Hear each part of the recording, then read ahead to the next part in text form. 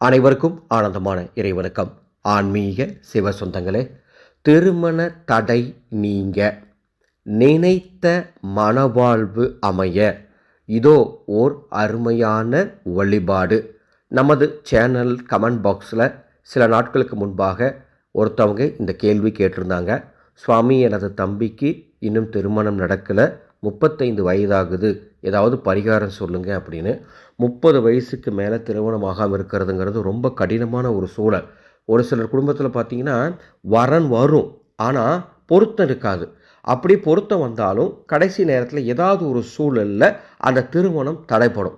இந்த திருமண தடை பல பேருடைய தூக்கத்தை கெடுக்குது. அதே மாதிரி தான் நினைத்த வாழ்க்கை. நம்ம யாரையாச்சும் விரும்பியிருப்போம், அல்லது நமக்கு இப்படி தான் மணப்பெண் வேணும், இப்படி தான் மணமகன் வேணும் அப்படின்னு ஆசைப்பட்டிருப்போம். அந்த மாதிரி அமையாத ஒரு சூழல் இருக்கும். அந்த மாதிரி திருமணமும் நடப்பதற்கு இந்த அற்புத பரிகாரம் வழிகாட்டும்.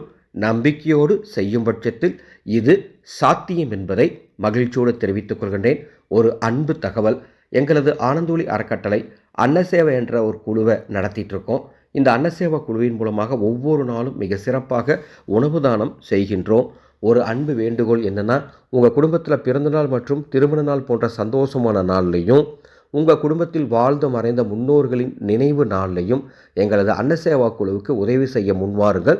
நிச்சயம் உங்கள் குடும்பத்துக்காக சிறப்பு பிரார்த்தனை செய்யப்பட்டு அன்னதானம் வழங்கப்படும். தொடர்பு கொள்ள மேலே உள்ள வாட்ஸ்அப் எண்ணுக்கு தகவல் தாருங்கள். இந்த பூஜையை செய்யறதுக்கு உங்களுக்கு தேவையான பொருட்கள்: ஒரு எலுமிச்சம்பழம், வெள்ளை நிற பூக்கள், 9 விளக்குகள், மஞ்சள் பிள்ளையார். நெய்வேத்தியமாக எதை வேணால் வைத்துக்கொள்ளுங்கள். அது வீட்டில் இருக்கிறத கூட எடுத்து வச்சுக்கலாம். சரிங்களா? இந்த பூஜையை யார் செய்யலாம்? யாருக்கு திருமண தடை இருக்கோ சம்பந்தப்பட்டவங்க செய்யலாம், அல்லது அவர்களுடைய தாய் தந்தையர் செய்யலாம். எங்கே வச்சு செய்யணும்? வீட்டு பூஜையில் வச்சு செய்யலாம். எந்த அன்னைக்கு ஆரம்பிக்கணும்? ஏதாவது ஒரு ஞாயிற்றுக்கிழமை ஆரம்பிங்க, அல்லது வளர்பிறை சதுர்த்தி அன்று ஆரம்பிங்க. தொடர்ந்து 11 நாட்கள் நான் சொல்கிற இந்த எளிமையான பூஜையை செஞ்சிட்டிங்கன்னா நிச்சயமாக கல்யாண வரம் உங்களுக்கு கிடைக்கும். இந்த பூஜையை எப்படி செய்யணும்? காலையில் எழுந்து குளித்துவிட்டு உங்கள் வீட்டு பூஜை அறையில் மஞ்சள் பிள்ளையார் பிடித்து வையுங்கள். பிடித்து வெற்றியின் மீது வைத்து வெள்ளை நிற பூக்களை கொண்டு அந்த பிள்ளையாருக்கு அலங்காரம் பண்ணிவிட்டு சந்தன குங்கும திலகமிட்டு தயார் பண்ணி வச்சுக்கோங்க. அந்த பிள்ளையாருக்கு முன்பாக 9 விளக்குகள் கிழக்கு திசை நோக்கி எரியுமாறு ஏற்ற வேண்டும். அந்த 9 விளக்குகளும் நமது ஆனந்தொளி அறக்கட்டளையின் சொந்த தயாரிப்பான ஆனந்த ஒளி மந்திர சக்தி வேத தீப எண்ணெய் இருந்தால் அதை ஊற்றி தீபமேற்றுங்கள், அல்லது நெய் ஊற்றி தீபமேற்றுங்கள். தீபமேற்றி நீங்கள் கிழக்கல்லது வடக்கு திசை நோக்கி அமருங்கள். கையில் ஒரு எலுமிச்சை பழத்தை வச்சுக்கோங்க. பகவானுக்கு என்ன நெய்வேத்தியம் உங்கள் வீட்டில் இருக்கோ, பழங்கள் வைக்கலாம், இனிப்புகள் வைக்கலாம், பால் வைக்கலாம், தண்ணீர் வைக்கலாம், என்ன வைக்க முடியுமோ அதை வச்சுட்டு ஒதுகுத்தண்டை நேராக வைத்துக்கொண்டு முதல்ல பிரார்த்தனை பண்ணிக்கோங்க. திருமண பாக்கியம் விரைவில் கூட வேண்டும் அப்படின்னு பிரார்த்தனை பண்ணிவிட்டு நான் ஒரு மந்திரம் கொடுக்குறேன்.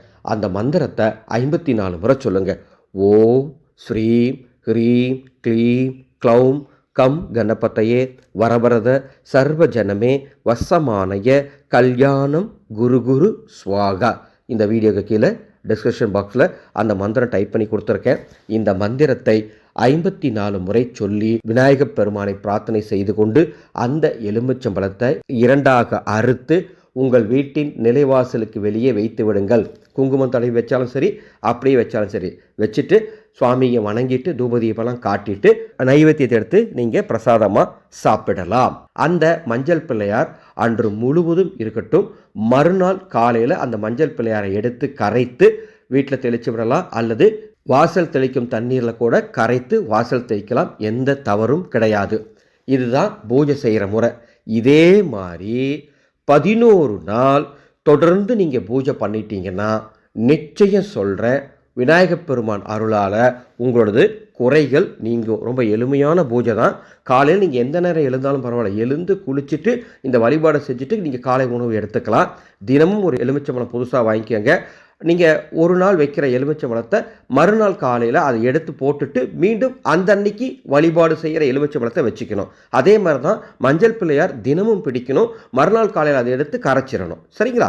இந்த வழிபாடு செய்யக்கூடிய அத்துணை பேருக்கும் நல்லதே நடக்கும். இந்த ஆடியோவை உங்களுக்கு தெரிந்த அத்துணை பேருக்கும் பகிர்ந்து கொள்ளுங்கள். இந்த பிரச்சனை தீர்றதுக்கு அதர்வண வேத முறைப்படி ஒரு பரிகார பொருள் இருக்குது. அதை பற்றியும் சொல்லிடுறேன். வல்லப கணபதி கலயம் அப்படின்னு அதர்வண வேத முறைப்படி நாங்கள் ஒரு கலயம் கட்டி கொடுப்போம்.